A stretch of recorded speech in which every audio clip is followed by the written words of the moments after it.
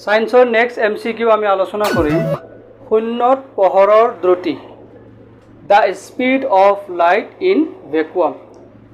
এই কোৱেশ্চনটো শুনাৰ লগে লগে বহুত ষ্টুডেণ্ট ফূৰ্তিতে ভাবিব যে মই পাৰিম, য়েছ আই কেন, বাট বেছি ফূৰ্তি হোৱাৰ দৰকাৰ নাই, কাৰণ 3 × 10⁸ দেখাৰ লগে লগে তুমি পাগল হৈ নাযাবা, কাৰণ ইয়াৰ মাজতে তোমালোকৰ এককৰ কথা আছে, ইউনিটৰ কথা আছে। 3 × 10⁸ কথা শুনি বহুতে কি কৰিব, পাগলৰ দৰে কিছুমান ষ্টুডেণ্ট আছে গেধাৰ দৰে ফটাফট এনেকৈ ৰাইট চিন দি দিব, অৰ্থাৎ টিক মাৰ্ক দি দিব, কিন্তু একচুৱেলি এইটো নহয়।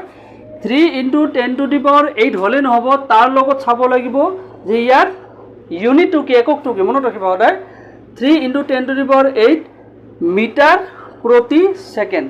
আকৌ এবাৰ কৈছোঁ, মিটাৰ প্ৰতি ছেকেণ্ড, অৰ্থাৎ MS1 ইনভাৰ্চ মানে ইয়াক এনেকৈও লিখা যায় মিটাৰ প্ৰতি ছেকেণ্ড। তো যিবিলাক ষ্টুডেণ্টে ধাম এনেকৈ খুচিতে এনেকৈ টিক মাৰি দিব তেওঁলোকৰো ভুল যাব পাৰে, কাৰণ এতিয়া চোৱা ইয়াতে মিটাৰ প্ৰতি ছেকেণ্ড স্কুৱাৰ যিটো অসম্ভৱ, ইয়াতে ঠিকে আছে, বাট এইটো 10⁻⁻8 আছে, এইটোও নহয়, এইটোও নহ'ব, কাৰণ চেণ্টিমিটাৰ/ছেকেণ্ড নহয়, কাৰণ চেণ্টিমিটাৰ/ছেকেণ্ড হ'ব লগা হ'লে ইয়াৰ ভেলুটো পৰিৱৰ্তন হ'ব, তেতিয়াহ'লে একজেক্ট ভেলুটো কি হ'ব, মিটাৰ প্ৰতি ছেকেণ্ড থাকিলে 3 × 10⁸। Therefore our correct option is option number D. Now is that clear?